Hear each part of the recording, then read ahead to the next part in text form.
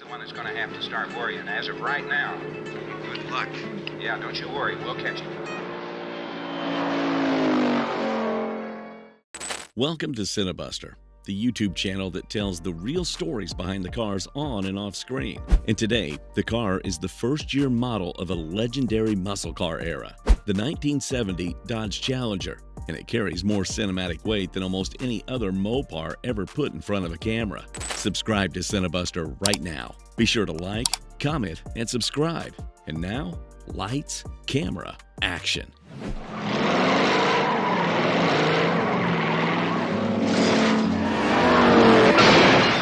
Vanishing Point is a 1971 film directed by Richard C. Sarafian, starring Barry Newman as Kowalski, a former cop and race driver hired to deliver a 1970 Dodge Challenger RT from Denver to San Francisco. He makes a bet with his drug dealer that he can cover the distance in 15 hours. The bet cost him everything.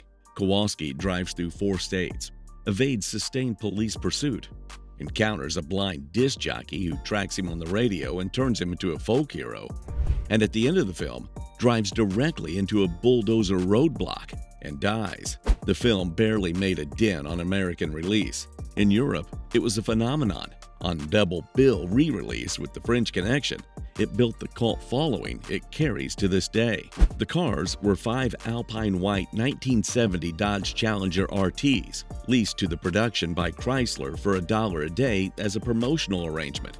The company wanted the new Challenger in front of audiences while it was competing against the Mustang and Camaro. 4 had the 440 Cube Big Block with a 4-speed Hurst pistol grip.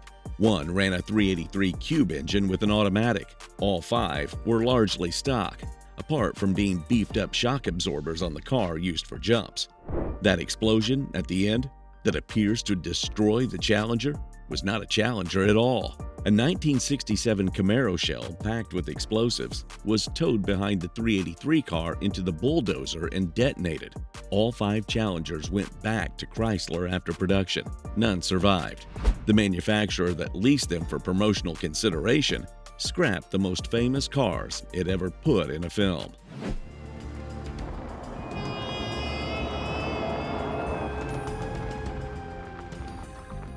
Terminal Velocity is a 1994 action thriller directed by Darren Sarafian, son of Richard C. Sarafian, the man who directed Vanishing Point. That is not a coincidence. The film stars Charlie Sheen as Richard Ditch Brody, a skydiving instructor pulled into a CIA conspiracy. The white 1970 Dodge Challenger that appears in the film is a deliberate tribute to the car his father made famous in 1971, a direct familial line from director to director, with the same car in both films. The automotive community flagged the connection immediately. A white generation Challenger in a 1994 action film is not a casual choice. It's a statement of lineage. The Challenger used in Terminal Velocity is the subject of this video. It is the car in the middle of the lineage, the link between Vanishing Point and what came after. The 1970 Dodge Challenger RT in Alpine White had become, by 1994, shorthand for a specific kind of an American rebellion on film. Kowalski driving into the bulldozer and dying rather than stopping is the ending the car's mythology was built on.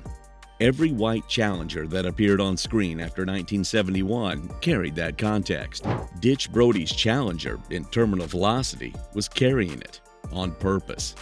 Subscribe to Cinebuster right now, and if this video is less than 7 days old when you are watching it, hype it, share it.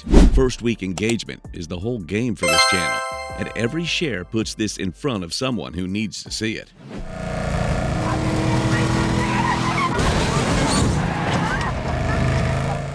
Quentin Tarantino made Death Proof in 2007 as part of the Grindhouse double feature alongside Robert Rodriguez's Planet Terror. The film is a sustained act of film scholarship dressed as a slasher movie. Every vehicle it references is a specific piece of 1970s American cinema. The white 1970 Dodge Challenger that Zoe Bell, Rosario Dawson, and Tracy Thomas drive in the film's second half is not a casual prop choice. Tarantino put it in the writing. This car is the Vanishing Point car. The connection is stated in the dialogue. The car is found for sale in Tennessee. Zoe Bell, playing herself as a stunt performer, recognizes it immediately and insists on taking it for a drive. The car Tarantino used was actually a 1971 model dressed as a 1970, fitted with the correct 440 Magnum hood badges, Alpine white paint, rally wheels with Goodyear Polyglass GT tires, and the correct power bulge hood with twin air takes and hood pins. The one deviation from the original Vanishing Point specification was the transmission, an automatic rather than the 4-speed Hurst pistol grip that the original ran. 6 Challengers were used across the production. 2 survived as complete cars. One of those 2 sold in England for around 80 grand. The other went to eBay, still wearing its production damage. Side creases from being sideswiped by stuntman Mike's Charger. Camera mounts in place. The hardware for Zoe Bell's hood straps still attached. Death Proof's Challenger carries its making on its body. The scars are documentation. The line runs clearly. Richard C. Safarian puts a white 1970 Dodge Challenger on screen in 1971 and turns it into a symbol of American counterculture resistance. His son Darren cast the same car in his 1994 action film as a conscious inheritance of his father's work. And Quentin Tarantino, one of the most reference-literate directors in the history of American cinema, takes both of those films and builds the second half of Death Proof around the same car, making the connection explicit in the screenplay, and then subjects that car to the most technically demanding chase he has ever filmed. 3 directors, 3 films, 1 white Challenger. The car is not just a prop in any of these productions. It is the argument each film is making about the films that came before it. The 1970 Dodge Challenger RT was produced for a single model year in its original form. The E-body platform it shared with the Plymouth Cuda was discontinued after 1974. The first-generation Challenger was built for 4 years and sold 165,000 examples across the entire run.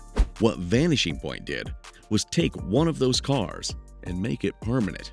The Sarafian family understood that. Tarantino understood it. The white Challenger from Terminal Velocity sits inside that understanding, a production vehicle used in a tribute to a tribute, aware of exactly what it was carrying.